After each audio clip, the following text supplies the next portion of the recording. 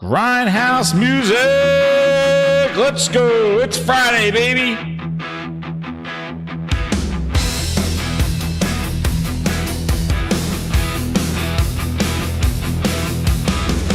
Flashing screens where the legends played, showing a shadow, now it fades. Banjos laugh, it echoes hollow, a graveyard of icons, no tomorrow. Once they roared, now they whisper, golden memories lost in a flicker. Xbox killed, perfect dark, buried the spark, left a mark. No conquer, no banjo, no Joanna tune. Rares just buzzing, making honey. It's true.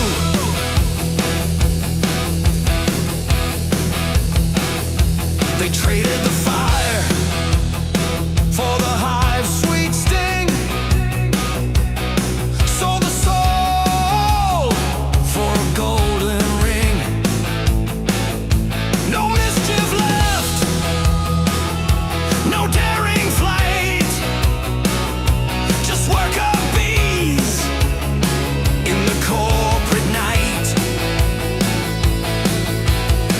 Dreams turned ash, a fading ember. The legends will always remember.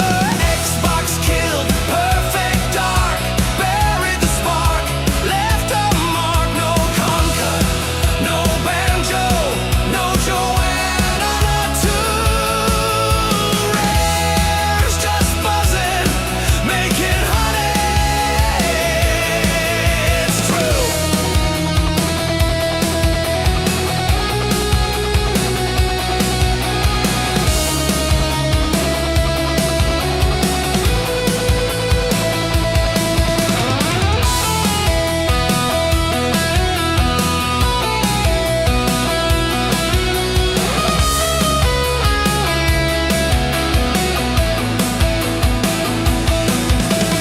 Xbox killed, perfect dark, buried the spark, left a mark. No conquer, no banjo, no Joanna tune. Rares just buzzing, making honey. It's true.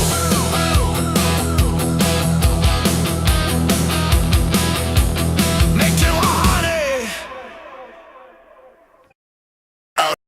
Here grinding, spotlight shining, neon lights flicker, levels climbing, gaming grindhouse, the vibe electric, joystick magic, moves kinetic, coins clinking, dreams in my pocket, clock ticking, but I can't stop it, controller in hand, call it my scepter, fingers move fast, precision like a vector, pixels explode, chaos in the frame, I score throne, crown in the game, again, in the game, in the game, in the game, in the game, in the game, in the game. I'm out here grinding at the gaming grindhouse, playing mash symphony hands, never time out. Out grinding, shining, no rewinding. Out here grinding, my moment's blinding. Caffeine veins, I'm wired to the core. Enemies fall, the HP no more. Joystick warrior, reflexes supreme. Sweat drip slow, I'm chasing the dream. Glitch in the matrix, I'm the debug king. Every round a victory ring.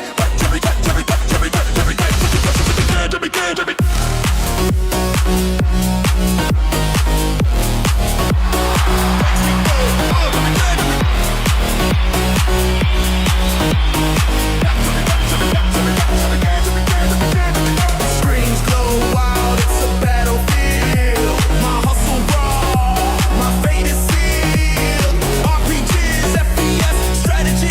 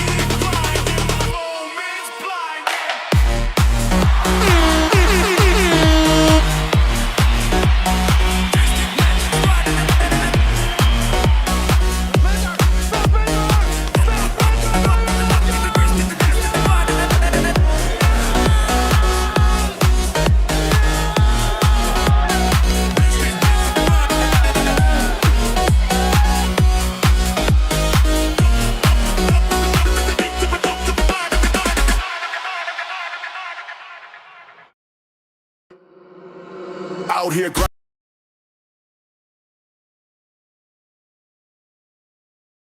What's up, grinders? How you doing out there? Oh man, what a week, what a week. Yes, that is Gaming Grindhouse music, man.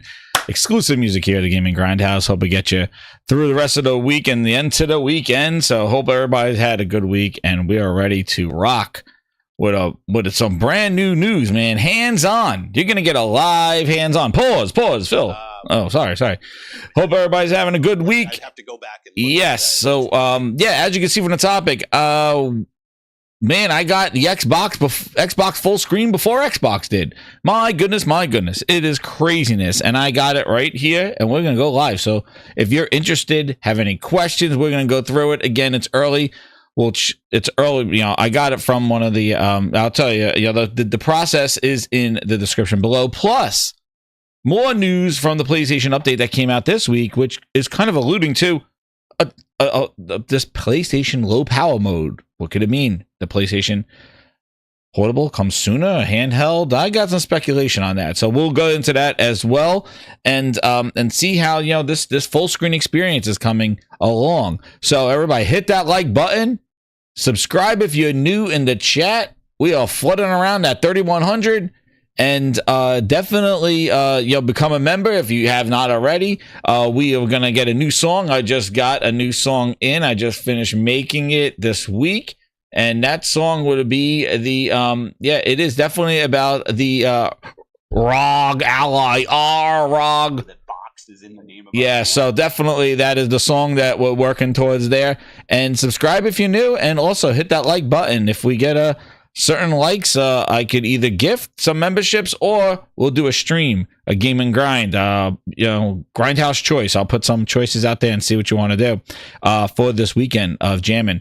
But hope you enjoy that music. That is what the VIP grinders get. If you become a VIP Ultimate Grinders, get them in a playlist with no intro, so you can listen to them on YouTube Music there. So that's what the Ultimate Grinders get there.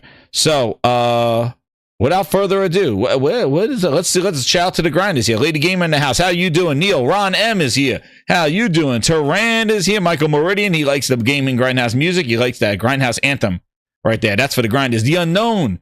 He said he wants a song like that about IP dying from Sony. We will make that one, Unknown. Definitely. We'll hit you up with that one.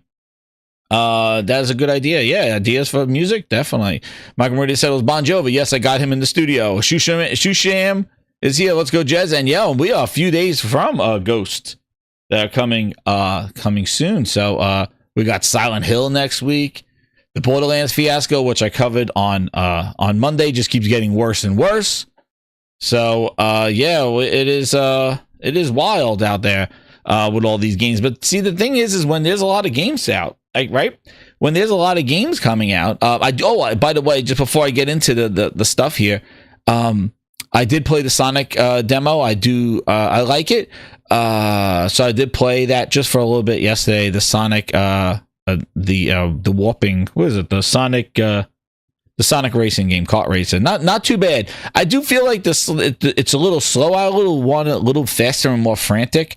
So we'll see, but it's not bad. You know, a lot of customization, a lot of boosts, and all that stuff. I'd encourage you, if you're interested in it, to check out the demo. It just came out a couple of days ago, and yeah, I'm playing that. So and I'm getting ready for Silent Hill. Is probably the next one I'm gonna get, the Silent Hill one, and then definitely Ghost of Yotei, which, by the way, yes, we'll be cooking there for that one. So keep it locked here to the Gaming Grindhouse. What's up, Henry Heck? How you doing? Phil Bosch. Yeah, everybody wants to talk about this ROG Ally X. So. You know, this has been the hotness of the summer, per se. Like this whole handheld talk. That's Muhammad Rod says, "What's up, Jez? Ghost of Yotei #1 around the yeah, dude, it looks incredible. They keep showing more and more gameplay. I'm kind of done. I don't want to see any more gameplay. I know I'm getting it. I'm not going to play it, so I don't want to see anymore. I'm good. I'm good. There's also a rumor. This is some just hot news. Like rumor, maybe on Monday's Grindhouse when we come back together on Monday." We will have the announcement of this state of play or wherever this is going to be, because next we're approaching Tokyo Game Show next week. So there's the rumors that we may see Wolverine. So woo, that's right. Let's go, because we need to see some of that stuff. And you know, as we're getting into the holiday, man. Nintendo had their huge state of play last Friday. You know, and Tokyo Game Show's happening. Xbox will be there. Ninja Gaiden's coming out. October's going to be crazy, and the holidays are here. So this is when it is, and then the spring comes GTA. So we are going crazy, man. Yo, YouTube is going crazy. So whatever you can do. Oh, also too, I noticed a new feature that YouTube's been using. Not only do we do the likes here, so hit that like button, grinders, but there's also a hype button. I don't know what it is. It's hype points. So I don't know. YouTube be throwing these things out there, but yeah, definitely hype up the videos if you like what's going on in here. So if you see anything with the hype next to comments, or there it is, says give some hype points, click on it. I don't know what it does, but I'm sure it gets more grinders in the grind house. So definitely, if you're out there, let's go. So hit that hype button because we are hyped here at the Gaming Grindhouse. This is high energy gamer entertainment. We got fun, we got memes, we got news, we got music, and we got live hands-on. I do stuff live, pause, hands-on for everybody. So we go through this because I'm a gamer just like you. I'm not no insider. I don't have anybody in the industry that's chewing my ear off or telling me stuff. I just use my two sources. That's they are. My left eyeball and my right eyeball. That's what they are. Look at the news, give my opinion, talk to the Gaming Grindhouse, very knowledgeable chat that we have here, and we cook and have some fun. So there we go. So, as I mentioned before, hands-on live.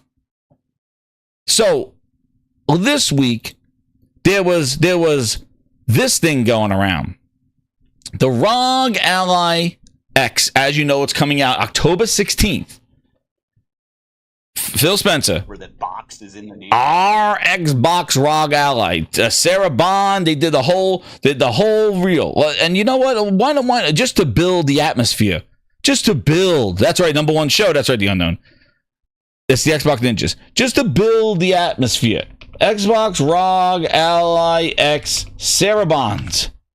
Just to build the what we're about to experience, this ROG Ally that they sat around and put an Xbox button on it, and this Xbox experience that they're building, this hands-on full screen experience to compete with a Steam OS, a Steam Deck. This thing went through a couple of other things. They became an Xbox OS, a dual boot system, all these things that were going around. Sarah Bond be glazing everybody out there, talking about how she is now partnering with AMD to bring the future. Yeah, she is partnering AMD, bringing the future of Xbox here. But where's the launch? Like this behind the scenes, because this one had a lot of adjectives in this thing. And here it is. Here it is. Here it is. Yeah, here we go. Just to give some preface about what this thing is, because by the way, this thing comes out in October, and there is no price. We are less than a month away. We are like 20 something days away from this thing, and there is no prices, no pre-orders. Legion 2 already announced theirs and their price. MSI already did their 8 with their Z2 processor, and the Asus ROG Ally X, nothing. They are doing hands-on again at Tokyo Game Show next week. I'm assuming that's when we'll get a price. But man, oh man, and Dusty Bin got the thing $900. He was saying for the new Z2 chip, and then the bootleg, the cheap one that's like weaker than a Steam Deck. That one is $550. He said. But no pre-orders, nothing. And Microsoft is pushing this thing on their X profile, with their sizzle reel videos. They are trying to throw all of Microsoft at it, and they're calling it an Xbox. And one of the biggest things about it is this full screen interface that everybody is excited about because we want to try it on our devices. But they're pointing it off as something that's exclusive to this. Well, as of this week, it's not. The gusto and the luster of this thing has now able to be on everything right now. When they said next year it's going to come, well, it's here, it's coming, it's not coming, it's here. And just to preface like the whole design and what this is, and I'll show you. But here's just to kind of just to show you. Yeah. The vision around Xbox has really transformed over the years of people playing on multiple devices, people playing anywhere. We know what players want. They want to game on their own terms. This was a #1 request from our fans. We're working. A #1 request from the fans. There it is, the button. You know who that was. The dude, that guy. Every time he tells a lie, his beard grows longer. Xbox Handheld says, thou shalt not. I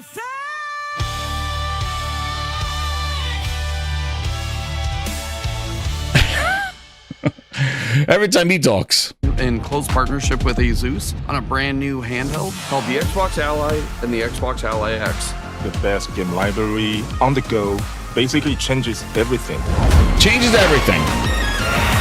Everything has changed. It feels like we're finally hitting an inflection point now where I'm able to take the game that I'm playing on my beefy home PC gaming rig and take it with me on a portable device. Said the Big Steam Deck question a lot of players have 3 years ago. is how are PC games going to play on a handheld form factor?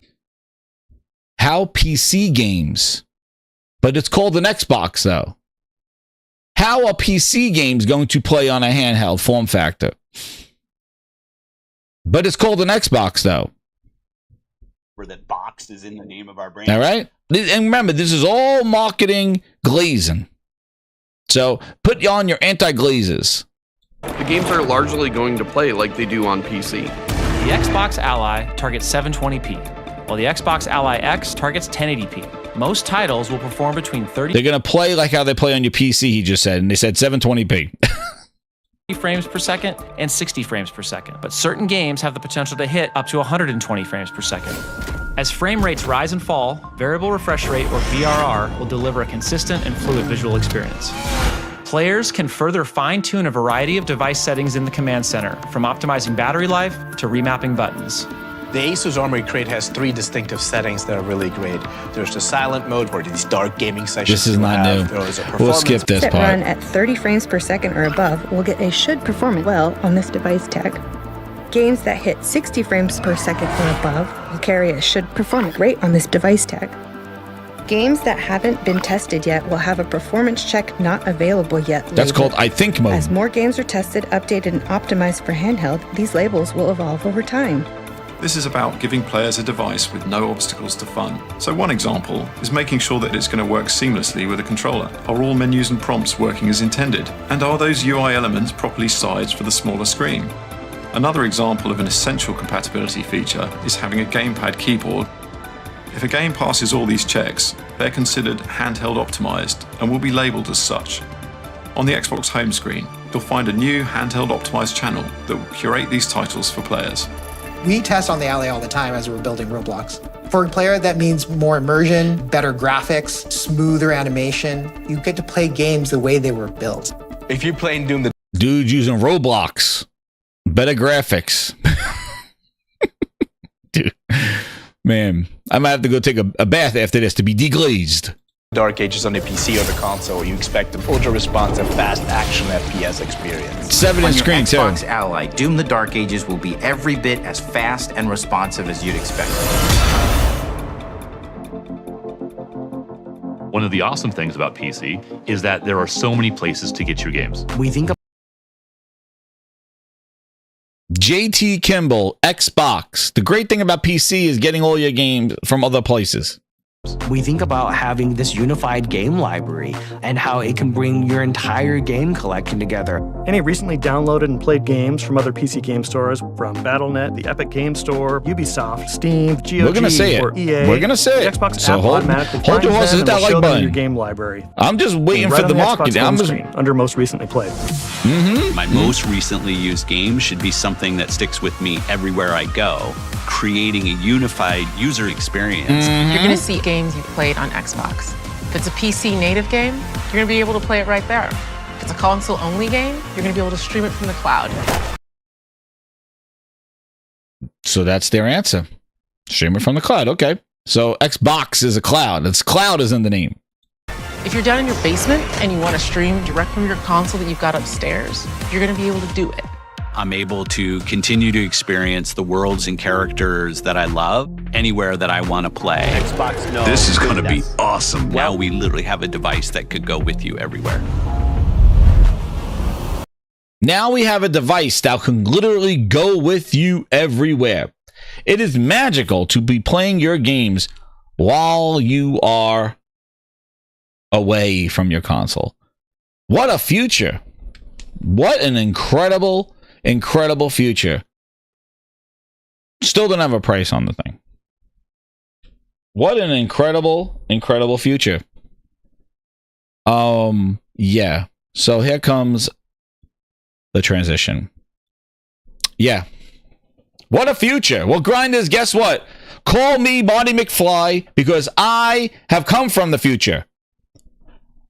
Doc, 21 gigawatts. I've been to the future. I have come back in time to show you what the future is. I'm here. Here we are. The future is here. I brought this back from the future. Yes, I brought this. It has come back from the future with me. So,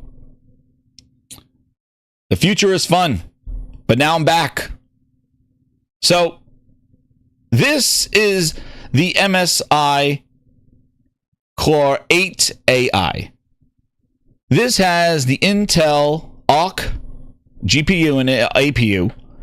It does not have the Zen 2, but according to all so far benchmarks, this thing is actually running better than the ROG Zen 2. That's all these Lenovo 2s and this new Xbox Rog Ally. Great Scott. That's right, Compost Buff. Where's our Monty McFly in the chat? I'm Monty McFly. I just came back from the future.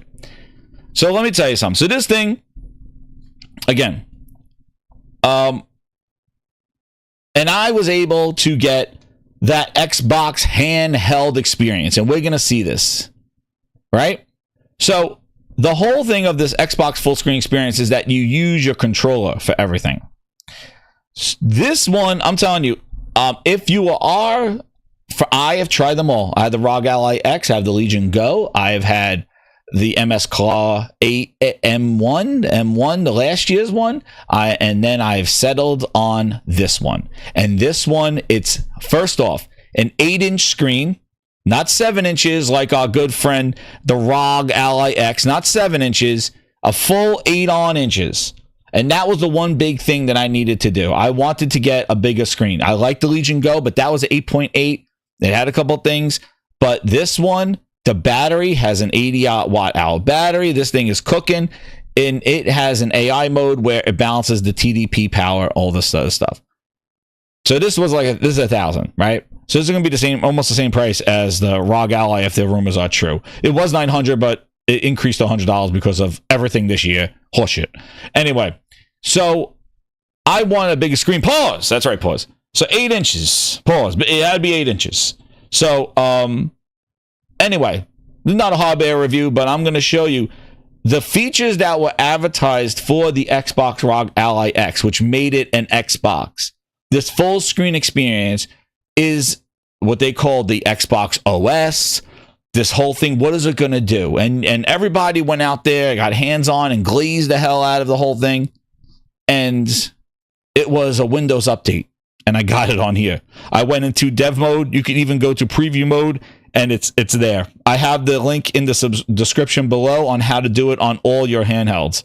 Now, granted, I'm in dev mode. You know, this is not the polished end all be all. So performance-wise, I'm not going to say, oh, this sucks and stuff. But I just want to show you what the hands-on is, because there are some good things with this. There's definitely some good things with this, but the amount of fluff and talk about it, I'm from using it just a couple of days.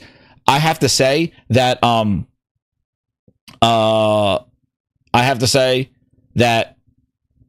it's really not all that. It really is, like, the amount of talk. They've been talking about this since January. Since CES, they talked about how they're working so close with Windows, the Xbox team and stuff. And again, I told you, Windows is going to rule all. And Xbox is just going to be able to do a couple little things. So one of the big things here, as let's get into it, is finally, I wish you could just bypass this screen altogether, but you can't. So finally what they did was now you could use the controller to type in your PIN. This is a feature, grinders. You can do this today. This is something with the full screen experience. I said boot up an Xbox full screen. Look at the future. They even have, if you could see, they even have the buttons there, like LT is 5, RT is 6. I don't think you can see it. It's not clear. So you can kind of use like a code, just type in like that. So this is big deal. So sitting back on a couch, PC. Now you can't put this on a PC yet. For some reason, it detects that the hardware is a mini PC. It does something like that. So you can't put this on a typical PC here. So yeah, I got the Xbox full screen experience, Ryan. This is it right here. I got it right here. I came back from the future. I'm here from the future. Before we even have a price to the Xbox Rog Ally X, I got it right here. This is incredible. So let me type in my codes. And we're going to boot up into Xbox full screen. Here we go, Phil. Here it is. Back from the future. Oh! And there we are, grinders. The Xbox full screen experience. They've been talking about it since January, and we got it here before the Xbox Rog Ally X. And this is a little glitch here. It pops up this white screen here. And that goes away. So this is just because of, you know, we're in dev mode. But here it is. This is it. We made it. We made it to the future. This is the full screen experience. Now, yes, it looks exactly like the Xbox PC app. This is Xbox on PC. We are here.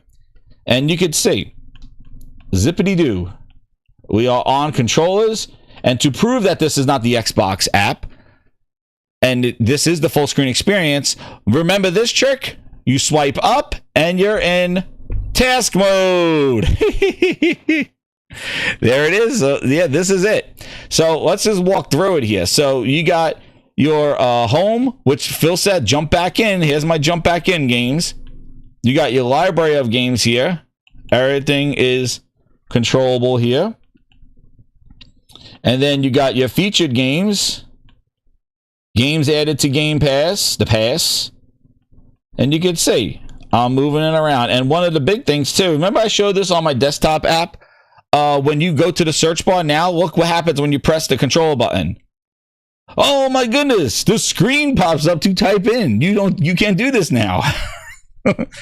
What I mean is, like, this is some, like, man, I don't know how many people it took to get this done, but we got it done. So now, the full screen experience, you could actually type in a search. Incredible. So that's great. Right? So, and then here's your Game Pass button. So here's all the Game Pass stuff, which that's what they want you to see, the Game Pass. And then here's the big My Library, right? This is the big deal. This was the big library. Now, mind you, I have 350 something games on Xbox console. I'm going to go to owned, right? Because my library, my games, where I go, where I decide. Yeah, no, Ron M. Ron M says we should be able to do a voice search. I'm like, oh, you know, we're listening and learning, Ron. That will be back maybe in a year or so. So, grinders, I have 300 and something games located on my Xbox console, but this is an Xbox, right? Because this is the Xbox app on the PC on Xbox. It booted up Xbox. This is where the box is in the name of the brand. So, grinders, why don't you tell me, after I click on this owned button here, why don't you tell me from 355 games on my Xbox, how many do I have now? So let's get this focus going on here. Let's hit the own button. Like, see, I got 350 owned games. Let's see what happens. Like, whoa, if you can't see that, and you probably can't because I don't know why it's not focusing. 41 games. Just 300 shy of my Xbox console library. Just 300 shy. They're working on it, though. So of my own games, we got 41 on this Xbox. And half of them, I don't even know why I own them. Candy Crush Saga, Soda Pop, Disney Infinity, Fable Legends. Grinders, Fable Legends is being counted as one. This game is canceled. But it's here. Phil Spencer is adding it to my owned playlist. Thank you, Phil. Thank you for reminding me about the canceled Fable Legends game. Wonderful. Look at this. Do we even have screenshots, Phil? This is incredible, Phil. This is some. Do we have? Oh my God! Look, we even have screenshots to remind us of the canceled Fable Legends that Lionhead was working on before Phil closed them down. Wonderful. And I can't even navigate with the buttons up top. This is where I mean, like, so far the experience has been just me moving the cursor around. But so that's why when they talk about their numbers, it's the Phil the Fluffer, PH, on that one. And look, see, like, I can't show the photographs by going through this. I have to move see, it's like moving a cursor around. That's why I said, like, the Steam OS is so slick. This thing is just taking a Windows app and just moving a cursor around. Like, that's what I said. But yeah, but they still have this game in here with screenshots of a canceled game. Then counting it to my ownership here. So there we go. Glad they do that. And that was released. Oh, they got the release date was July 13th, 2015. Mm-hmm. Good job, Microsoft. Good job. Thank you for reminding me of my Fable Legends closed beta. What else is on this thing? Oh my goodness. Forza Street is included in my 41. Forza Street. Oh man. You remember that one, Forza Streets. What incredible. Look at this. We have a whole bunch of Halo Spartan Strike. That was the mobile game they put on tablets on the Surface. I guess it's still there. Yeah, you can still play that.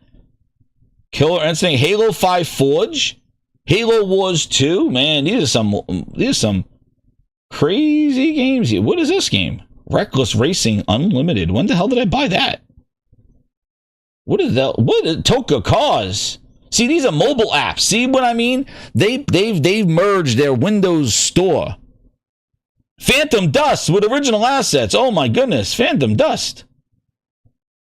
That's part of my own. So see, they merged the Windows mobile store with this to add to your library. That's what they said by integrating the libraries. So that's everything I own.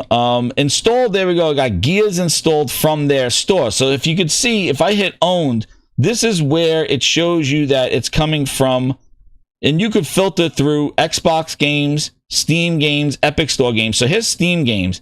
So this is one of the things, though. So here's my Steam games, but it's only showing the Steam games that I installed on the hard drive.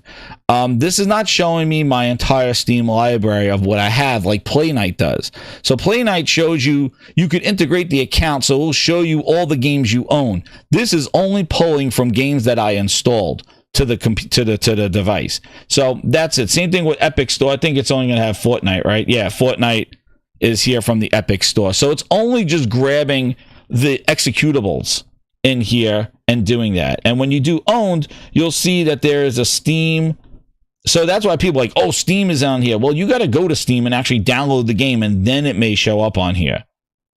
Where Play Night integrates your thing on here. And then you can see that there's the little logos for where you purchase the game, Steam, Contra. You'll see a little Steam. There's an Epic Store. There's GOG for Cyberpunk. I have that on here as well.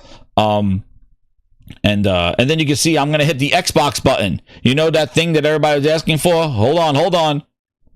Whoa, the Xbox button. I hit the Xbox button. Does that look like an Xbox button right here? If I hit it, the revolutionary Xbox button. Just kind of show you the reality of how much marketing glaze this whole thing is. And the devices that we own for the last 2.5 years do it right now. So they are really putting a lot of marketing glaze behind this thing. And really, I don't know. I thought it would be more. And then you could see right here, like moving things around, really, like when you're in it, they have definitely work to do. So like they're still working on this stuff, obviously. But when you look at it, so like what this does apparently is that it turns off a lot of the background processes, so startup apps, and also the taskbar. So when you swipe up, you'll see it says Xbox full screen experience, and then Windows desktop. You click on Windows desktop, it's going to function just like all your handhelds do nowadays. So the full screen kind of optimizes this. Now they're saying you get about just less than 2 megabytes of RAM. But again, the performance that so far they've shown in this, it has not shown big in performance there. It's just a more of quality of life type experiences. And again, I think it's definitely better that it just boots up. You could log in. Like, it's definitely a better console, a controller first experience. It's just for the amount of talk and what they've been talking about, I thought it would be more in line to Steam big picture mode.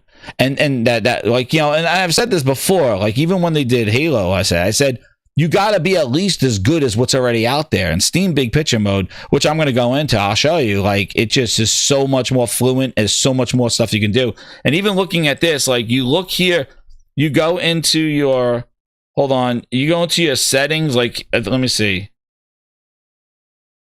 Is this it? Hold on. Let me see something. I just want to see where it takes you, because I don't know where this thing takes you.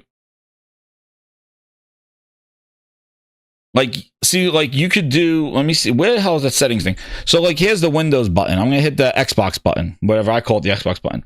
So and this is the new thing, the settings thing. So you could exit the full screen experience here, and that'll take you into the PC world, the Windows world.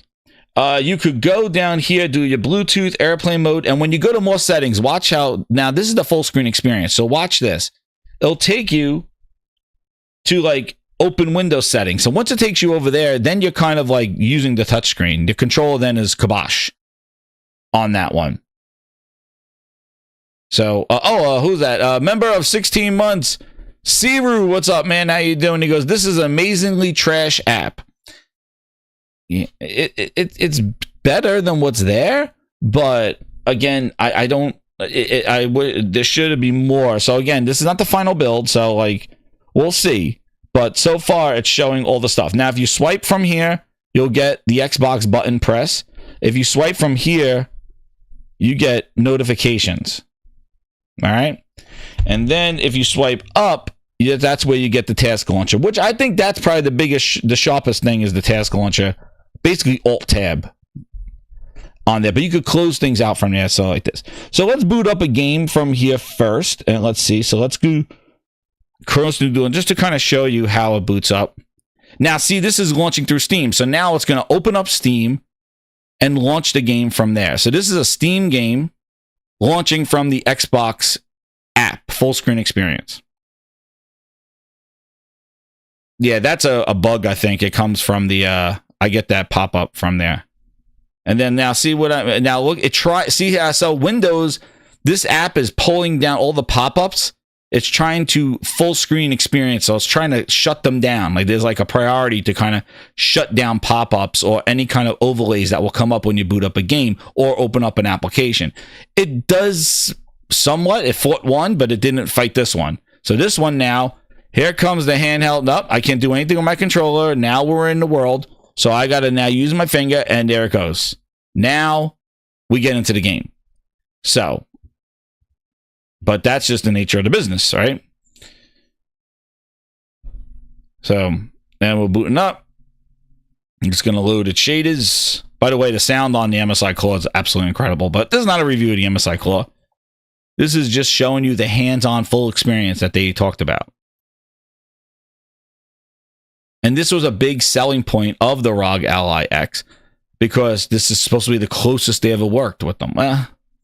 So really it is just an Xbox button right here and love handles. But they're turning into something else. Any questions, Grinders? As this is booting up. And I got to show my overlay here, just to kind of show you the performance. So you can see the ROG, this thing, the MSI Claw has like the AI engine where it kind of determines how much power it's going to take, and then it does manual as well and battery. So you could see here what I'm getting here. Let me do, yeah, so there we go.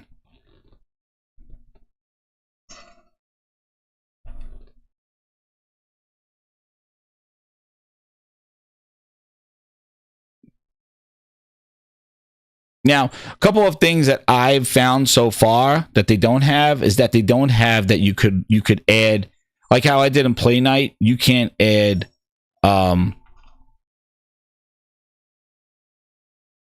application. You can see I'm getting about 50 some frames, and then the CPU is about 15. So that's where this thing kind of balanced. This thing does a really good job of balancing power with performance. This MSI.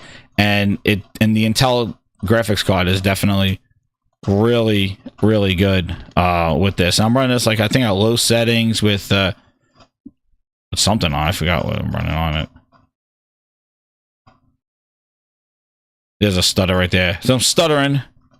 And again, I don't know if I'm going to start finding more and more bugs since I just did this. I'm going to have to reinstall my Windows operating system because I'm in dev mode with this thing. So yeah, so you could see like the TDP and stuff, like your 16. So like I could get more frames if I put this on manual mode and increase it. But it's more of the function of the app itself. So I can put manual mode on, and now it's going from 16 watts of power. It's probably gonna go up to 25, and then I'll probably have like a solid 60 on it. Just hope it don't have the stutters. The stutters. We don't want the stutters. But this is what the magic is of the Steam Deck. Like the Steam Deck runs at lower power and stuff like that, and gives you like battery life, and you know what it is. It's a very optimized system, and so it does. And now I'm running this. Yeah, see, I have like 70 frames now. But this 8-inch screen is great. It's not OLED, but it's definitely sharp and bright. I like it a lot. It looks really good there with this. Now let's watch what happens. So like I'm gonna swipe up, and this is where I think the cool part happens. Now look, every pop-up though has its own box where that box is in the name of our but you could kind of go back and forth and swipe up, and this is where I think that holding the Xbox button down. So like I got a program to so you could jump into Steam, and then you could go back into the Xbox app. So that I think is definitely slick, the alt tab that they got going on here of doing that. Now, another cool thing that they have here is that if you do this and go here and then say I want to boot up, let's see, I guess, let's go to my library and see, we'll do Contra. This pops up here. So, oh, I don't think you can say it here. Oh, there it is. And remember, hit that like button, grinders. So this says, damn, I think, do I have it too bright? Hold on, I might have it too bright. Might be too bright. Too bright? There he goes. So it says return to Chronos. Jesus, what's going on? Why is this thing not focusing? Return to Chronos. Quit Chronos and launch Contra, or launch Contra anyway. So like we could do this. We're going to launch Contra anyway, so it's going to open up 2 games. So it'll open up this. Again, this is from Steam. It'll open up 2 games. It leaked on Reddit. So basically, you just go in, you do dev mode, and it's in there. It's in the Windows update. That's how I got it. It was pretty easy. There's a workaround if you can't get it to show up. So here, like, so now this is running with Chronos in the back. This is the same thing as a PC, right? But the cool thing is that when you swipe up, like I said, you could go back to Chronos and doing it. But yeah, your performance is going to drop. I'm at 30, you know. It's actually, it's not too bad actually, but I still hear the music of the other one. You're basically just running 2 games in a window at the same time. But just to kind of show you, you know, going back and forth. You know, I wish I could mute this one, and then it'll be really cool. But basically, you know, you're just back and forth. So the music is still overlapping with it. But what's cool about it is that you could see if you hit X, you could close the applications, which is really, man, I wish they had this on everything, because you could just hit X and you could just close out stuff with that. So this part I think is really cool. This definitely feels like they're doing something with the Alt Tab. So I do think that that's really cool so far what they got working. And plus they got, you could use the shoulder buttons. This is what I feel like they've been working on. This kind of experience here, and you can see it's very seamless, and then here's your button. So I definitely think they got something cooking here. But again, it's not as groundbreaking as, like, we got Alt Tab going on here. That's from a swipe up, but that's basically what it is. Now, when you look at Steam, so here's Steam, but when you go to Steam Big Picture, this is still running in the full Xbox experience here. So this is still running. Let's shut down this. Now, Steam Big Picture mode, right? We've seen this before. But this is their full screen mode. And, there's your search bar, like, those are all your games. Like, this is what's basically on a Steam Deck. Then you see you got your library. You could browse the store very nicely. And everything just, like, is. So you hit Chronos over here. Like, look, you could do this. Look how cool this is. You could go into here. And you can map the controllers so nicely. You go different launch, manage game. Like, just, you could even see the news for the game, see, like, the achievements. You see how cool, like, just like the Steam, if you've seen the Steam Deck, community tab, it's just so clean and just responsive. You got your friends, you got your things, you got this, you got your whole library, and then you could even have games in here that are not even from Steam. So, like, you go to the library, I got games right here. Here are all my emulator ROM games that I have on here that I could just launch right from here. We're talking about some classic games. I got them right here cooking. Yeah, where's this one? We're talking about California games. Now let's see what happens. I never did this in full screen mode. Let's see what Xbox does. Windows Pal. Let's see if it freaks it out, or if it works. For some reason, the keyboard popped up. For some reason, that's happening. Yep, there it goes. So it comes right from Steam Big Picture. So the problem with the Xbox app is that you can't put in other programs. It only just looks at executables of games from those stores.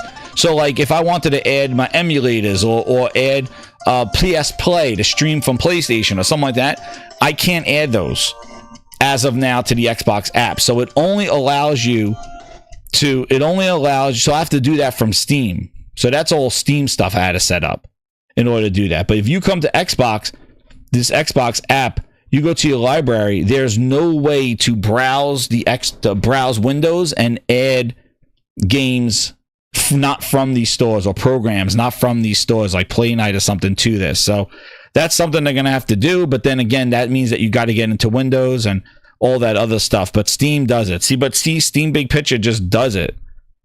This doesn't do it. So that is something that they need to do. So it only just takes games that are already installed on here and just shows them up here. So it's just a lazy front end, really. That's all it is. It's the same thing of that. So if you go here and go here, and if I hit these two, see, so like I basically just close it out, but I got to go back to Steam, and you can see Steam Big Picture. I got non-Steam games here, and you can install them in there. So like, that's what I mean. It's so light years ahead of everything, like, and like the stuff that you can do, how you can configure. But this is that versus that Xbox app, which again, I say, it's just basically moving a cursor around. Like, you don't feel that tactileness. It feels like you're just moving a cursor around a website or an app. Let's see what their store looks like. Ugh, this Xbox store. Oy. Sea of Thieves. Let's see what happens when we click on Sea of Thieves. Install, buy. So this is their store. I'm afraid to click on one of these things. See what happens. That pops up. Some microtransactions. Here's other games you may be interested in.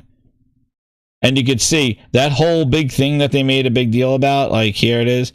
So should play great on this PC. So that's where they're using the AI to determine if these games are playable. That was something that they shown there. So yeah, it's definitely getting there, their store. But again, this is the Xbox store, which again, they got to make a game for the Xbox store in order for it to work. So Steam is completely, has a whole bunch of stuff there where this store is still growing. Pause, it's still growing on this store here. So that is that. And like you couldn't install those things. So let's see if we swipe up here. Yeah. There's Steam. Steam has control games. Like, look at all this nice customization too that you can do. It filters out for games controlled by the Xbox controller. And again, it's showing me games that I didn't even install yet. So like that. Now you want to see something crazy. If you go to this, and they were making a big deal about this, you go to your library and go to my apps. They said that the stores are over here. Like here this is the thing. Oh, look, Steam is here. Look at, here's Epic Store on my Xbox. Oh, click on Epic Store. Watch what happens. Watch this. This is what I mean. Like these storefronts, they got to work closely with Microsoft in order to make this work. Here's Steam. Here's Epic Store. Guess what happens? Controller, kibosh. No use of the controller. That's it. No use of the controller. And now it pops up all these things. Steam update available. Cancel. Epic Store. All those pop-ups. And now here's Epic Store. No emulation of the mouse. The controller is dead. That is it. But Epic Store is on the thing. On the Xbox app. Well, the controller is dead. Now you're just using touchscreen. Now, if you're sitting back on a couch and you got this thing hooked up to your TV, you are now have to go plug in a mouse and keyboard to navigate Epic Store. Same thing goes for if you go to GOG. So the Steam Big Picture kind of saves it if you go into it. But when you look at these other ones, these other storefronts, there's nothing there. So when you look, you go to this thing. Let's see Grog. Let's see if that logs me in. Grog, whatever it's called. Is it even going to open? Hold on, I'm seeing. Launching. Yeah, see, it's launching it. Let's see what happens. I don't know what it's doing. So it's gone. And that's what I mean. It's still a fragmented experience due to the nature of these other storefronts.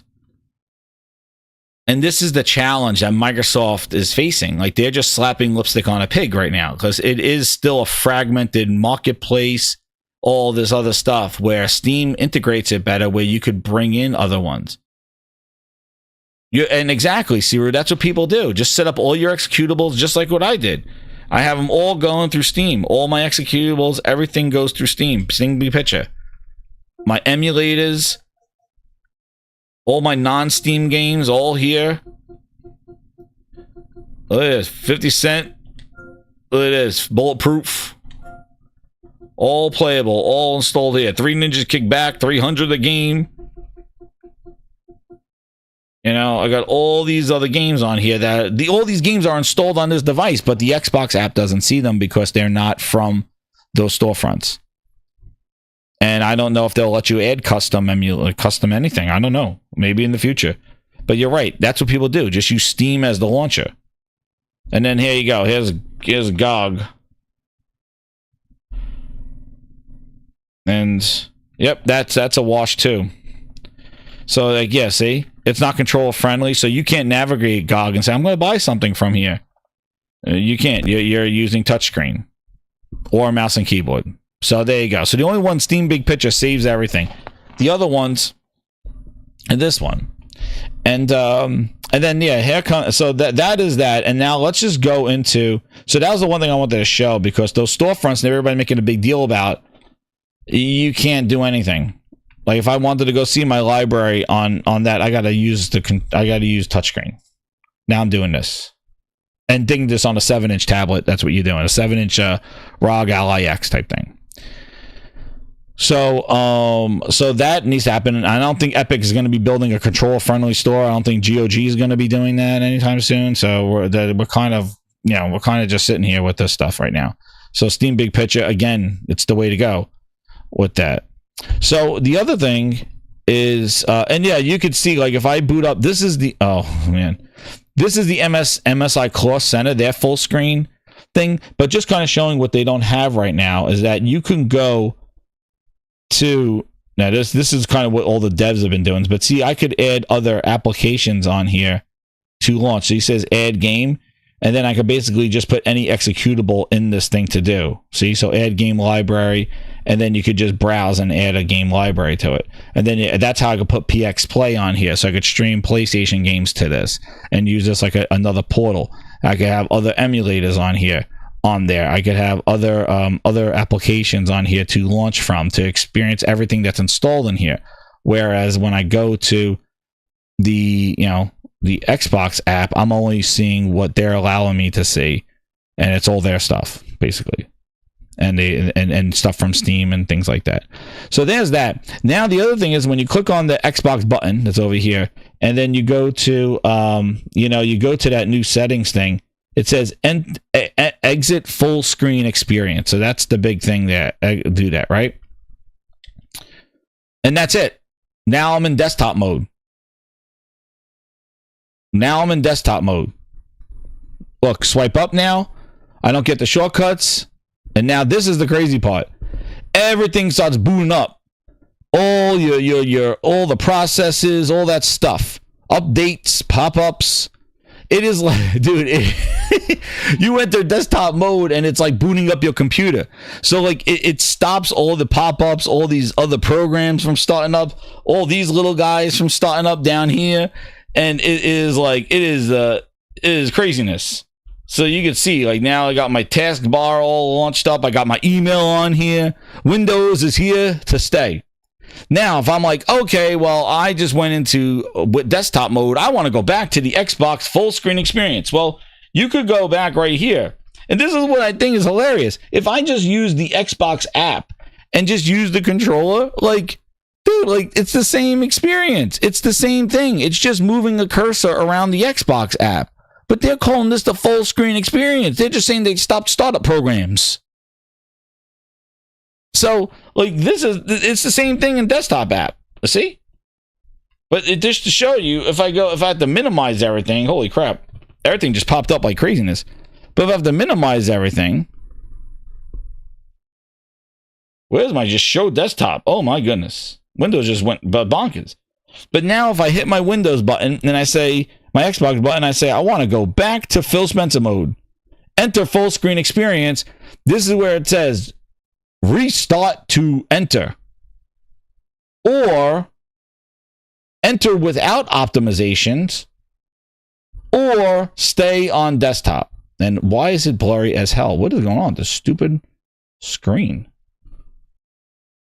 So if I go back now and do enter without optimization, basically it just makes it like a dominant, the Xbox app now is the dominant screen.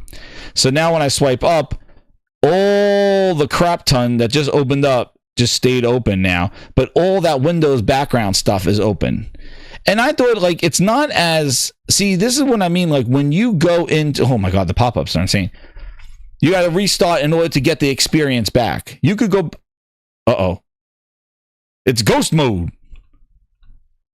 I don't know, it's moving on its own. It's possessed. See, when you have the Steam Deck, it like boots into that mode, boots back into it. Watch when I go back to, so let's just restart. Let's just restart. Enter the full screen. I'm going to hit restart. So now everything that I had open, all my saved games, all that stuff is done. I lost it. Because the benefit of the Xbox app is that it stops Windows from using some startup processes. So the only way for the Xbox app to work and show its optimization is to shut down Windows and restart it up and not have those applications open again. Because it would be great if now when I go back to full screen, Windows closes all those startup programs and gets me back into the experience. But nope, I got to fully reboot and to get that experience back and log in again. So there you go. And then I got to use this, log back in. And now I'm going back to the Xbox experience. So it's basically a glorified startup thing. That's what it is. Windows is inevitable. Dude, that mass produce, that is like the best quote of the day. And that's the thing. Like, Windows will not let them get away with it.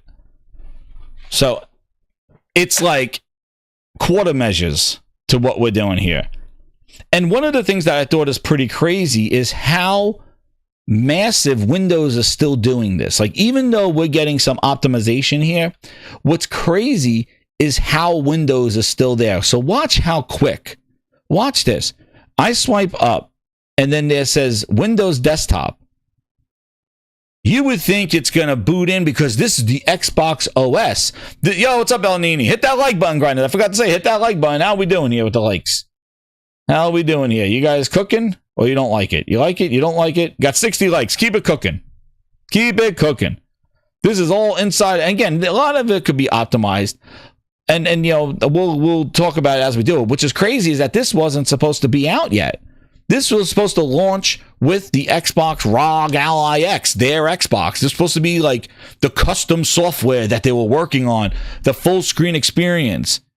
And it's just showing you how much of a glaze it was, and it could work on everything because people don't want to keep spending $1,000 on these devices. But what I wanted to show, what I noticed is that when I go from the Xbox full screen experience to the desktop, watch how quick I'm there. It is a flash. You'll blink and you're gone. So everybody, open up your eyeballs. Watch this. I'm going to hit the Windows desktop, right? I'm there. We're there. That's it. It says, here's the taskbar. We're here. And now everything starts loading in. Here they come. Here comes Office 365. Here it all comes. That's it. We're there. We're there. That's it. We're in it. We're in Windows. Look, it's all there. There it is. That's how fast. Spoiled for the 2,000 people buying it, Mango says. There it is. We're on Windows. Just like that. It's like it's like, here's the taskbar. So what is it really doing? I'm going to show you exactly what it's doing. You go into here. You could do this on all your, computers. Oh, hold on. I'm going to go like this. Go here. Startup apps. Here you go. You click on this. You do startup apps. And then there you go. And basically, there it is. You basically, you start up your apps. See? And you just turn off what starts up and what doesn't. That's basically what it's doing. That's basically what it's doing. It's just starting up your apps. See? See, start up, off, on, and that's basically what it's doing. So that's so far what I've seen, the major part of it. Let me get back into Phil Ness mode. So yeah, I'm going to enter full screen experience again. Restart. And if I enter without optimization, it takes me right back in here. But now you can see all the Windows stuff is running in the background. We're back to where we were, just full screen Xbox app right now. So we're back to that. So that's it so far. Like I do like this mode, like this thing. I think that's pretty slick. I think that is really cool. Alt tab basically. I think the store is definitely some weird things like closing out applications. You got to navigate to like the X, see? So like it's still like navigating a controller on like a website. So like there's like you'll find some instances where there'll be an X in the corner and you'll have to kind of highlight the X, or if you want to get to something, you'll have to pop up. So let's see what happens if I say C on Steam. So what does it do? It boots up Steam. Yeah, it takes me to Steam. Now you can see Steam by itself, it's not control friendly. You got to enter in big picture mode. And now Steam is control friendly. But even this, like what an experience. That's what boots up on your Steam Deck. That's when you see that stuff. Like what an experience. Look at this. Look how clean Steam big picture mode is. with the effects. It feels so tactile. It feels exactly like a console. Sit back and you're good to go. You go back to the Xbox thing, and it's just like you're just moving cursors around a website. Like, you can't even like shortcut down to your library. You got to like click, get to my library. Click, because you got to do every selectable. See, even this thing, like, I can't just let me hit B to go back. But then the thing is, though, is if you just want to go back, like, say you just want to go back, you can hit B. But if you just want to, like, but you got to say you're over here, instead of going right to home, this is what I kind of mean. You're like in the search bar and you want to go back to the home. Watch what happens.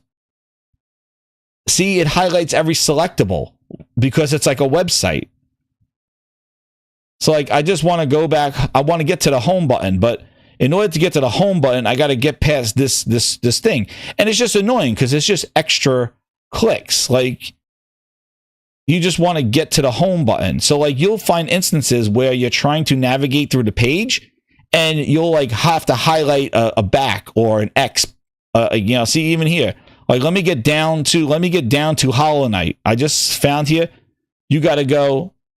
Oh, it's 2 clicks to get to Hollow Knight. Because I got to make sure I hit every selectable. And you'll find that coming up. I got to close it there, but I had to do that. Same thing here. Like, I want to get to the home. I want to get to Game Pass. Well, I got to go past that back button and then get here. So it's just annoying. You could see that it's not really the ideal handheld experience that even what's out there already.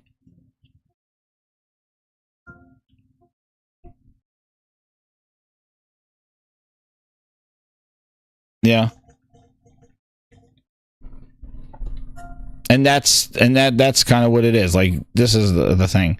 And the fact that you could just do SteamOS on anything and put any kind of applications on there. You could shop all the Steam store, like even the Steam store experience, friends in chat, media, downloads, settings. And look, you go to settings in here, man, look at all the stuff you can do. You could change the display resolution, your power percentages. You could do audio, all the controller emulation here. You could go to keyboard. You could do the customization. You could do none of your downloads, mono cloud, in-game overlays, and all that other stuff that you can do. Family management, remote play, what your storage is like, in-game voice, how you're going to do your chat, game recording, home, what shows up on your library, what you add to your library, what your interface is. But look at this. The system, your software updates, your internet controls, display, like all your settings, all the stuff. Look at the different controller emulations they have in here. You can see them all. Different controller emulations. You emulate universal face buttons, mapping, keyboard, all that stuff. And Microsoft doesn't have that in their Xbox app. Instead, you got to use this thing and you got to go to here and start mapping it through like Windows settings in here. And then they got it all in this pop-up menu.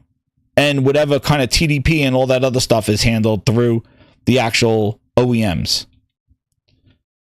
But just showing them, just going back and forth side by side, you would think that they had something as clean and smooth and feature rich as SteamOS.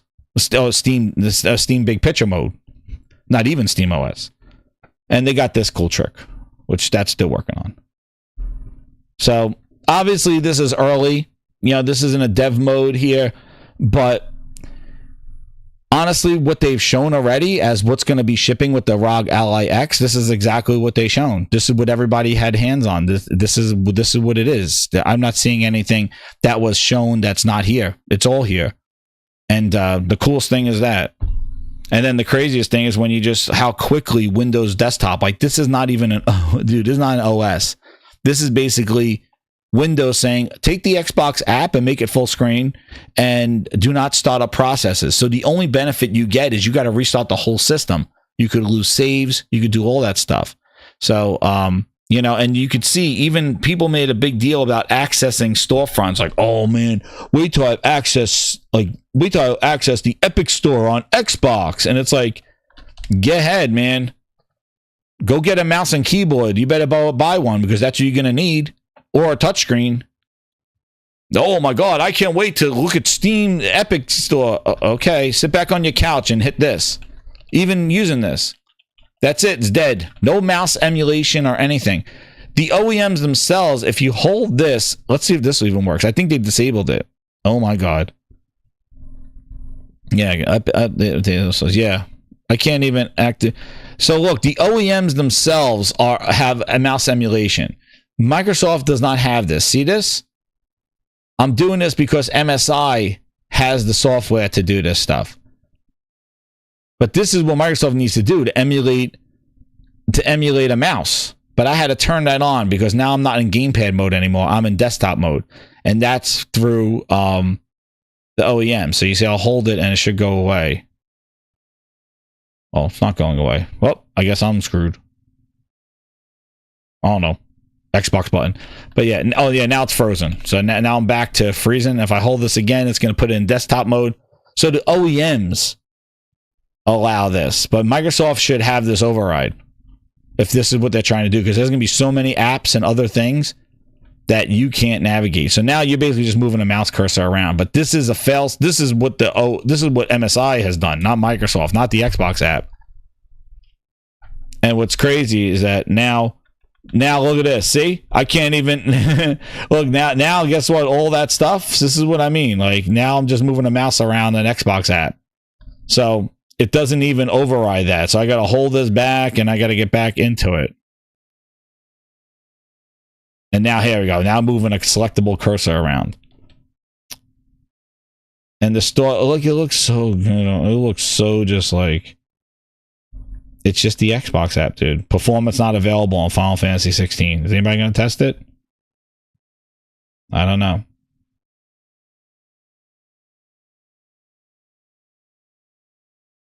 But yeah.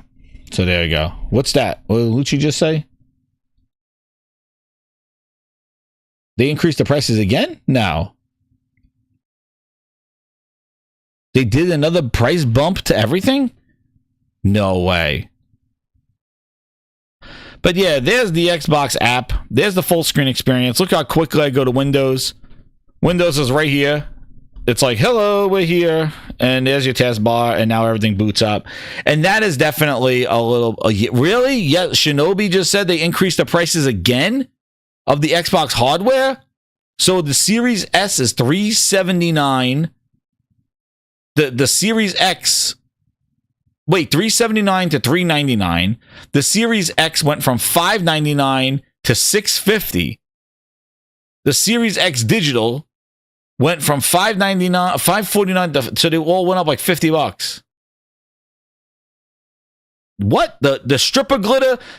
Yo, no way. The stripper glitter Xbox, the 2 terabyte Series X went from $729 to $799? $800? What are we doing here? Holy crap! Go back and look at the like $800. What are they smoking over there?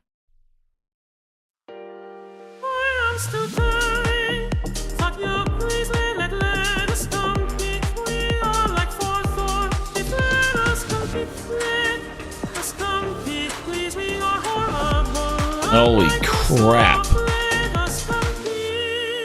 My God. That is insane. And now they're saying that's because of the tariffs? I'm telling you, they are, oh my gosh. They are increasing these prices to make this ROG Ally X seem decent. Who the hell knows? Oh my God.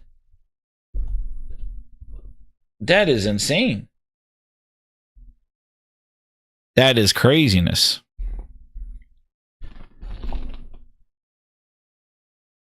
I gotta see that. Yo, that's sick. Well, there's your handheld experience there. So I came back from the future, and that was everything that I've experienced so far. We'll see if it gets better. I'm sure it will. I'm sure they're going to listen and learn. But I got to say, overall, for the amount of talking and glazing that they've been doing, talking about this handheld and stuff like that, that's something that looked like it could have been an update in a month. A monthly update. Like, I don't know why they've been talking about it so much. Like, it really is not very I don't think it's that revolutionary that it does. It's a step in the right direction. But yeah. But let's get into what Lucci said. This is not on the topic list, but yeah, let's see where is it. That like button grinders. Where is it? Let me see.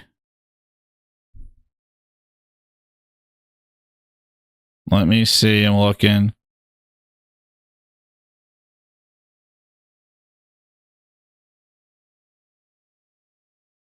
I don't see it. Oh, yeah, there it is. Holy crap. There they are. Those are the increase. Microsoft is raising the prices on Xbox consoles again in the US due to changes in the macroeconomic environment. Yo, that is insane. Yeah, that is sick. Dusty Bin. Yo, where's Dusty Bin now? He's doing a video right now. He's gonna get a 4th PlayStation Pro.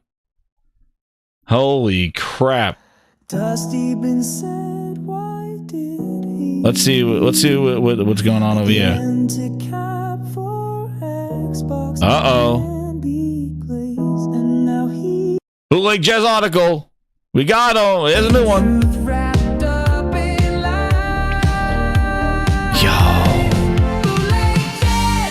When is it happening?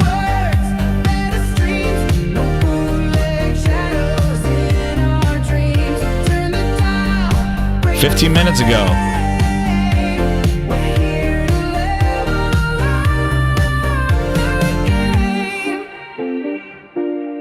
The Series X. Dude, that is crazy.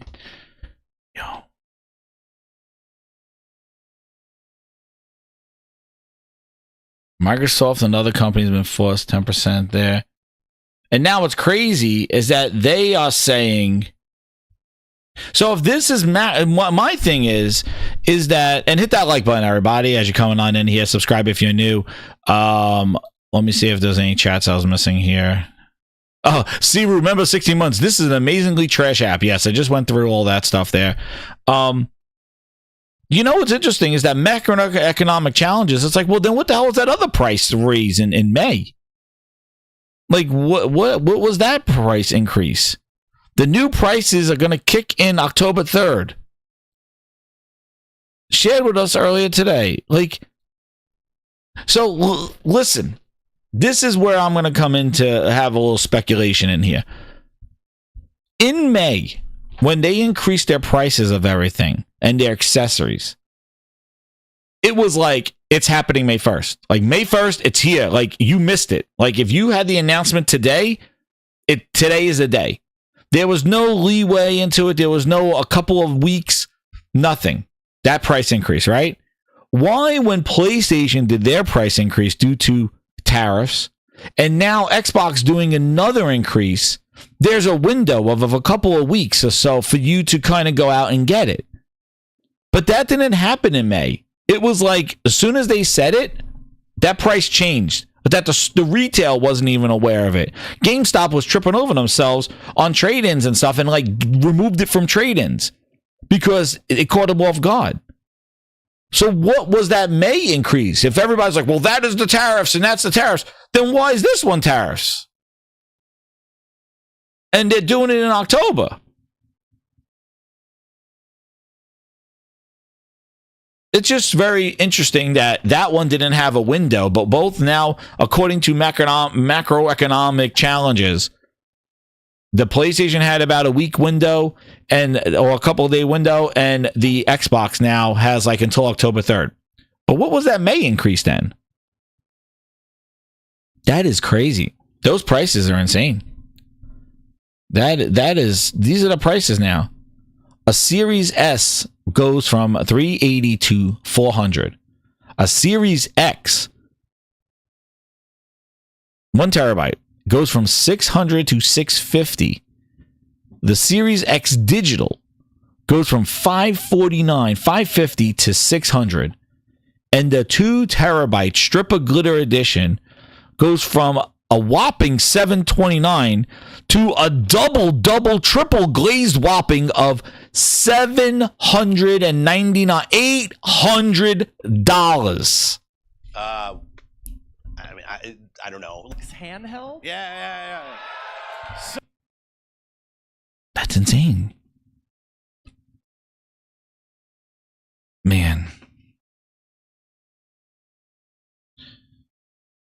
They're all gonna price themselves. I don't know what's going on, dude. I have no what the hell is going on here. This is absolutely craziness. Right before the holidays, this is when they increased their price of Game Pass too. Around this time, they increased the price of Game Pass. This is crazy.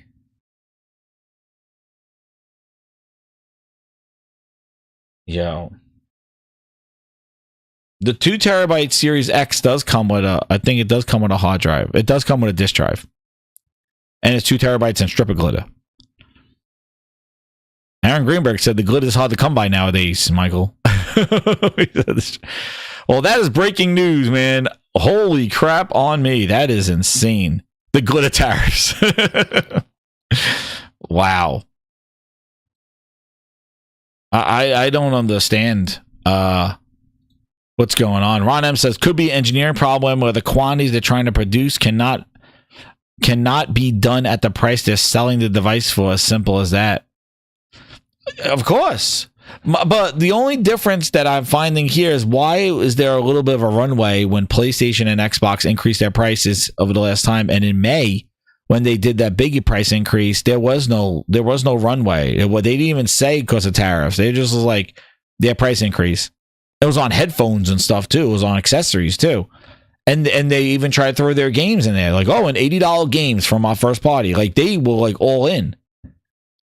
And they changed, they stopped the game stuff after a month or so, but they increased price on May 1st. No warning, no couple of days. Shaggy ran out there and both of them went out and got like a PlayStations.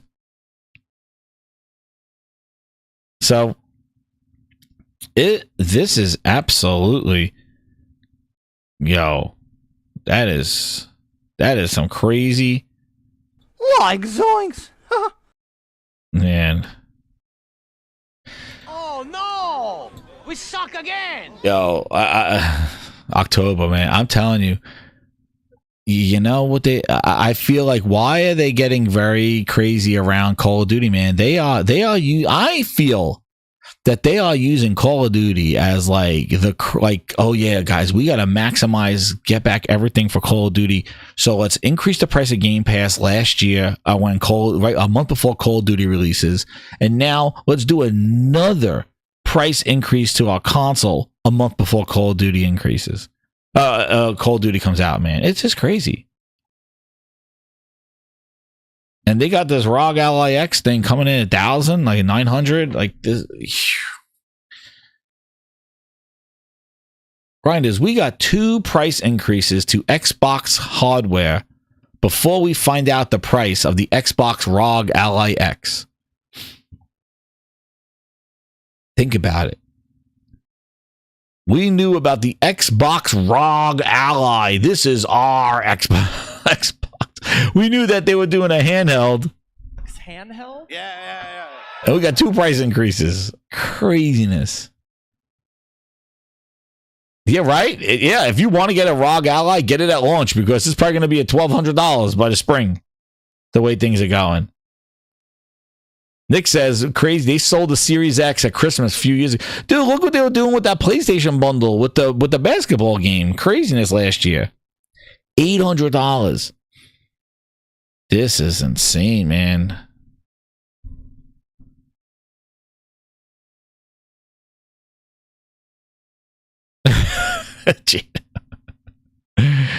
That's a bold strategy, Cotton. It's just insane. But the thing that's crazy about it is that it's not selling. Like, it's not like they know that this console is not going to hit no 50 million or 60 million. There's nothing there. That's what's crazy to me is that we see this and it's like, oh yeah, the next Xbox. The next Xbox. Oh, just a couple of years ago. They bet all of them, PlayStation included, better hold off on any next-gen consoles until this stuff settles out. Because they will price themselves out of the whole. We'll have a gaming industry crash. Like they'll be making Xbox One and PlayStation 4 games again. It'll be crazy. We'll go back in time. That's why I said these rumors all coming out. Dude, this has to calm down before they come out with anything new. And this has got to be the worst time to come out with the ROG Ally X, former cousin, former roommate. Box is in the name. That box is in the name of our brand.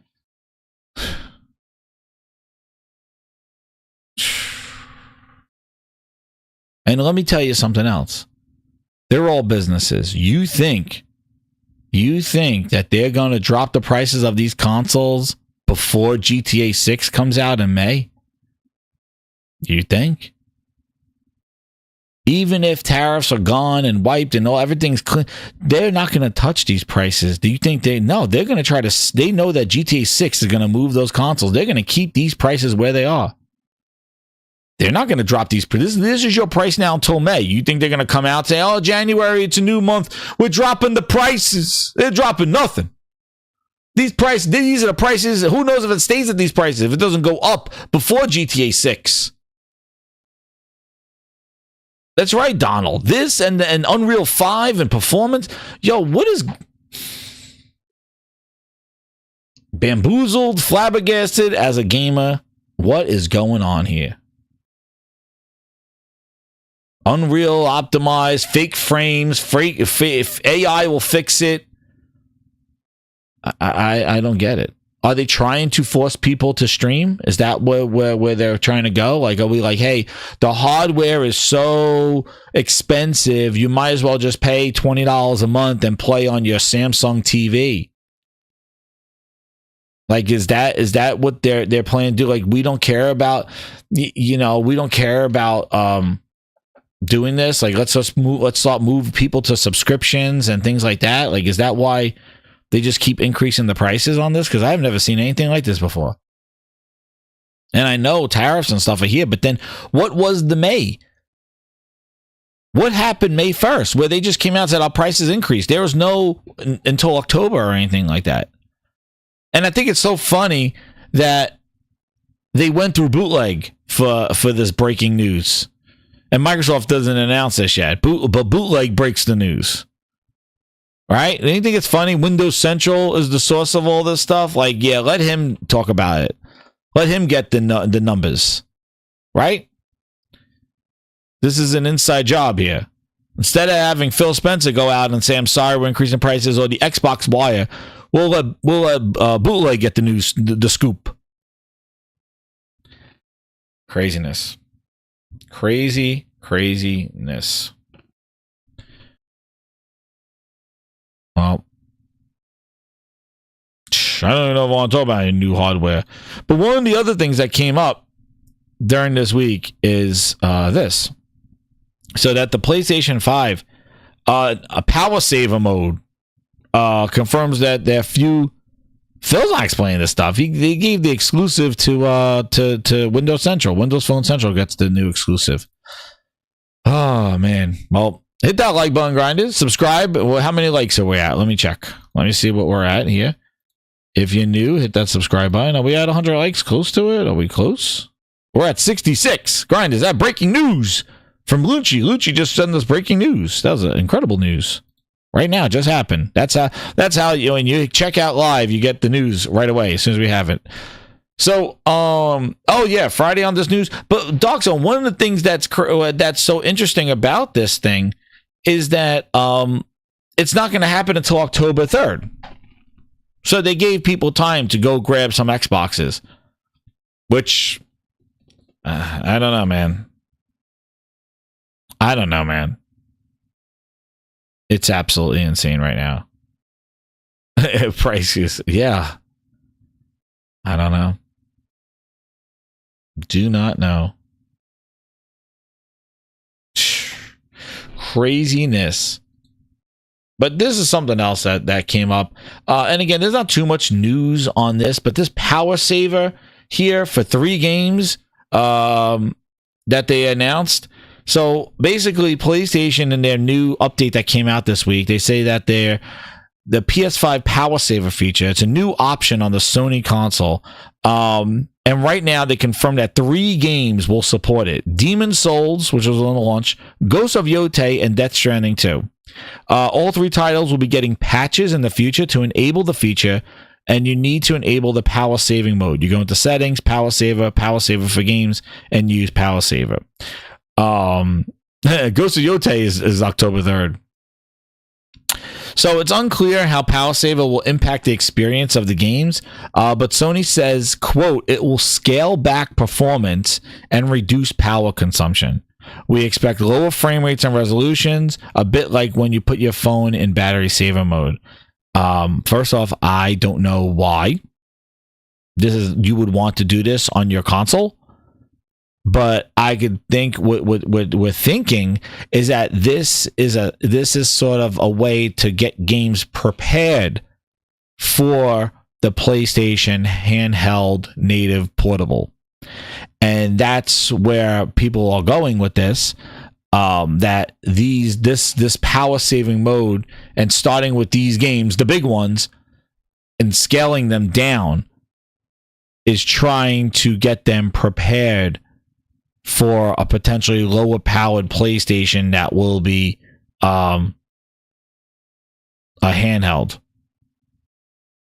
I don't know if this is for a handheld PlayStation or if this is for some PlayStation Booster Edition. I don't know. But it's so strange. Why would I want to do this and worry about power saving on something that's plugged into the wall?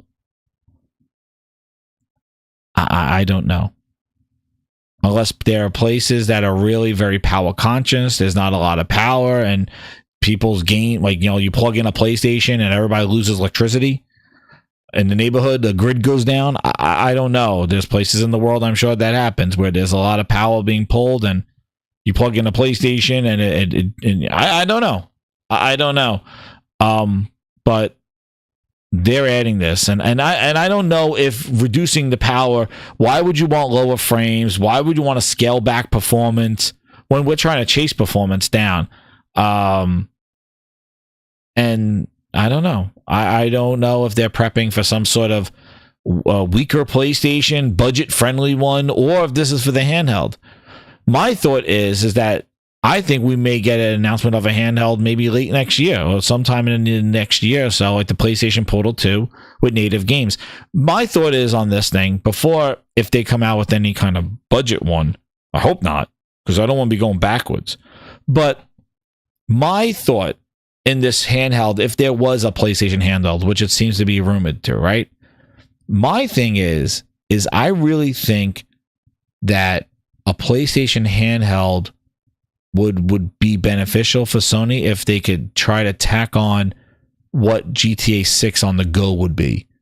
Because with it not being on PC, GTA 6 will be either streamable from your hardware or you'll be able to play it natively if they come out with some PlayStation handheld. And if that's something that PlayStation wants to market and advocate, like, yo, you could play GTA 6 on the go natively with this device, it sounds like something that may come out in the next year or so and have GTA 6 on it, and before it comes to PC. That's just a thought that, you know, they may want to do that because that'll be the only way to play it on the go natively and not through streaming. So I don't know if that's what they're trying to chase. It was just a thought that, you know, due to the exclusive nature of GTA 6 only being on consoles, that having a handheld native PlayStation would take advantage of one of the biggest games ever being played all the time, anywhere you go, on a PlayStation native handheld. And that could be why they're pushing these low power modes and trying to get these games ready to go for some low-powered handheld PlayStation. But again, I don't know. But I just thought about the GTA 6 and where that's going to be. And, oh, man. Ron. Ron. He says he was going to play the GTA 6 yo, they just got their dev kits. They're starting to get them. GTA 6 can come out after the PC launch if it ever makes it to a Nintendo device. Yo, it's crazy. But I just see Sony kind of offering something like that. So, plugging in my PS, what? Somebody plug. Yeah, so I don't know, man. But that is crazy. The price increase. We got the handheld, the Xbox app before the Xbox, and power saving mode for PlayStation. We don't know. And, this is Sony's on their website about how to enable it. And if you could see right here, when playing a game with Power Saver turned on, the Power Saver icon appears next to the game in Switcher in the control center, and VR mode is unavailable when Power Saver mode is active. Other gameplay features may also be limited. I don't know why. It would be nice for some explanation. Due to there are countries out there that, the system pulls too much electricity. People are very power conscious or reducing our carbon footprint. But I don't know why you would take a thing that's plugged into the wall and want to power save and diminish your performance on it. I just don't. I don't know. I don't know. We are in a strange world, grinders. I'm flabbergasted, bamboozled, run amok. I don't know. It is wild out here. Just the getting the Xbox app that was supposed to be something next year and seeing it right here and using it and going, this is what it's all. This is it. And then seeing the price increase of the Xbox hardware just now, and now low power mode for PlayStation. Grind, I feel like we're going backwards. I feel like we're in reverse. I don't know. I don't know what's going on in here. But I know, where is Phil Spencer? I don't know. Like, I'd have to go back. Macroeconomic environment. Oh my goodness. We have never seen anything like this before, man. Right now, if this was my DeLorean settings, I'm going back to the future, man. I came back from the future to show you the future. Dude, I'm going back. That what's crazy is that at this time, we would have been looking at like a $400 friggin' Series X. If this was a normal console generation. 5 years in, there would have been a $400 Series X. We would have been cruising with a $399 PlayStation with a disc drive. The Pro would have got a $75 to $100 price cut a year in. Or the PlayStation 5 would have got a price cut being at $400 for the disc PlayStation 5. A Series X, that would have been $499, maybe $399.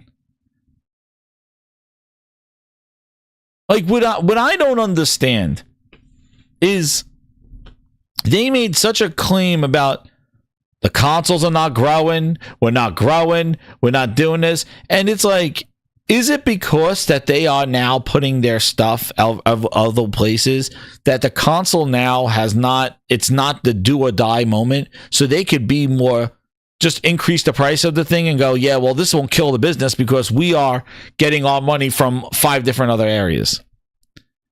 It's not just funneling through Xbox and its services. I don't even know. But they pulled them out of stores. Like, really, I don't even know how people could sit here and seeing this go like, oh, I can't wait for the next Xbox. How? How are you excited for the next Xbox? You're my number one customer. Glinza with that too. Thank you, Mr. Glinza. He goes like this. He says, Happy Gilmore to Xbox. The price is wrong. Bleep. Oh no! We suck again! They suck again. Yo, it is crazy. It is crazy. Hey, Aaron. Yo, we went through that Virtual Boy, man. I would keep that Nintendo very tight-lipped right now, that Virtual Boy and that $25 cardboard. Hey, Aaron, are you going to be playing that friggin' cardboard strapped to your face, holding that controller up to your head? Yo, Nintendo wildin' too. $25 to look like a fool. Put on some cardboard glasses with controls next to your ears. The hell are we doing over here? Nintendo be crazy, charging you for friggin' a Virtual Boy, and then you got to subscribe for the 14 games that they got?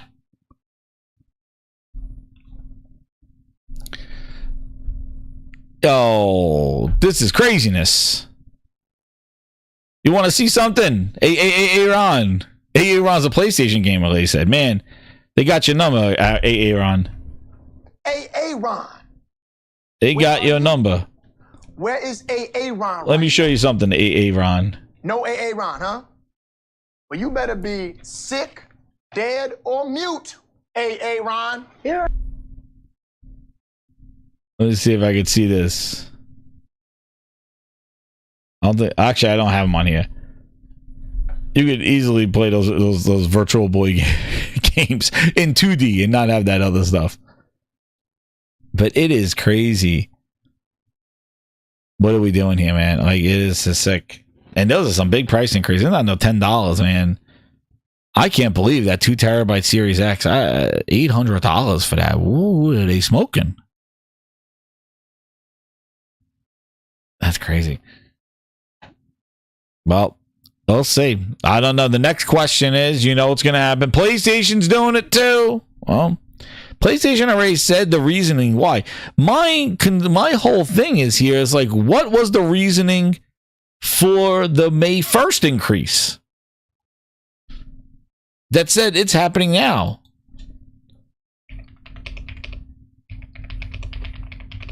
Right?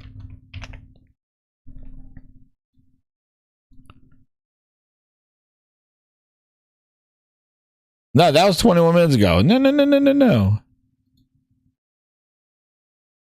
What was this? They did it again.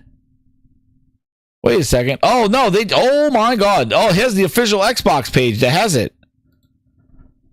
Beginning October 3rd, we will update the recommended retail price for the Series S and X due to changes in macroeconomic environment. We understand these changes are challenging, but were made with careful consideration. And there you go. They basically tell you, you don't like it, go somewhere else and play. We continue to focus on offering more ways to play more games across any screen, providing value. Dude, this is what I mean. They are increasing the price to get you to go somewhere else, to play on cloud. They just said it right there. We continue to focus on offering more ways to play more games across any screen. So there you go. There's the Phil Ness. Xbox, no. Phil Ness. Well, you don't like it on Xbox? Well, we got a screen for you. Shh. There are your price updates. Pricing for controls and headsets will remain the same. And then let me just go back here. I love how quickly that we just we can't go back and find the original one here. This is annoying. Thank you. Oh. Wait a second. Huh. Let me see something. Yeah, so this was in May 1st. Look, here's May 1st. Xbox fans effective May 1st. And then here's the increases right here. So this was the May 1st increase. Now we're doing it again. And they didn't even say what it was for, though.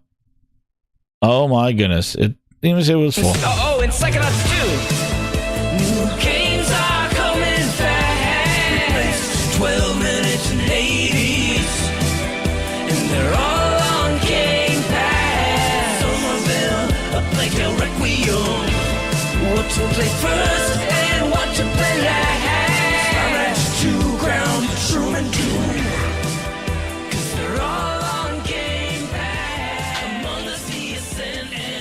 there it is there where it says though, and then these are your prices. So they already increased their price.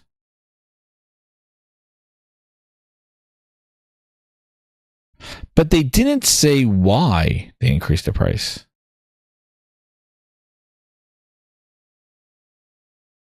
The Xbox Series X with optical drive is now very difficult to find for under new retail price of $600 on May 2nd. Yeah, so they didn't give any leeway with this price increase. That's it. It was over. So, and then this one, the prices go up there for that one. That is insane. Well, the Game Pass long returns, dude. That's what they're telling you. They're telling you we're making it easier to play somewhere else. That's what they just said. And this was the May 1st price increase. This is what they did before. So they went from $600 for the glitter one. So that glitter one now, right now, from May, the 2 terabyte Xbox went from $600 to $800, a $200 price increase in 4 months. A $200 price increase. Hold on, where is it? So let's just see side by side. Let's see. Let's do the net increase of these things. So we are looking that the the booster, right? The Series S went from $300 to $400. The Series S went from $300 and it was $300 before May 1st, went to $380 on May 1st, and now $399, $400. It went up a price of $100 since May. In 4 months, $100 increase. The Series X, the X 1 terabyte was $450. And now, wait a second. No, here it is. The Series X 1 terabyte was $500, and now it's $650. $150. The Series X digital was what? This thing was $450. The digital one was $450 before May 1st. May 1st it was $550, and then now it's $600.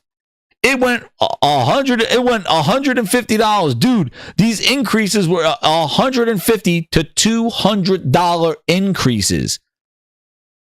It is insane. In just 4 months, the prices went up over $100, ranging from $100 to $200. How do you think retail is going to feel trying to move these things? An $800 Xbox is sitting there, and it was $600 just 4 months ago. Yo, that is craziness. Because if you look, the PlayStation only had that one price increase, and they said due to macroeconomic. Xbox did this one in May with no pop in circumstance. It was just like, yeah, May 1st we're increasing prices, dude, today. And then now they're increasing them due to macroeconomic environment October 3rd. They're giving a runway for this one. The other one they didn't. And they're already not even moving these consoles. This is craziness. And then they tell you in their blog, oh, we're making other screens available to play, so you can play them on your TV. Yo, this is craziness, grinders. Wow. We need some Groban. Grinders. Hit that like button. Share it out, grinders. This has been a Gaming Grinds Bite. Hands on first. I came back from the future, and I'm not happy what I came back to. So, man, oh, man. Groban, get you in here. Hit that like button, grinders. Gaming Grindhouse will be streaming later this weekend. Enjoy. But this is crazy news. Always last in the race, and we will always be beat. Gonna spend more cash, make ourselves complete. Yeah, we need $80 billion. Gotta make a splash to no holding back. Led by Remember to hype up the video, baby. Hit that hype button. Woo! We're cooking.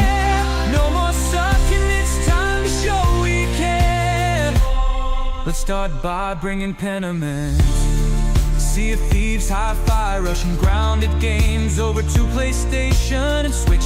And we will say that exclusives don't matter anymore. And then wait when we get Starfield ready for the pitch. Big Booty Bobby and Lulu walked out with the bag, and now we're left with all these IPs. What the hell are we supposed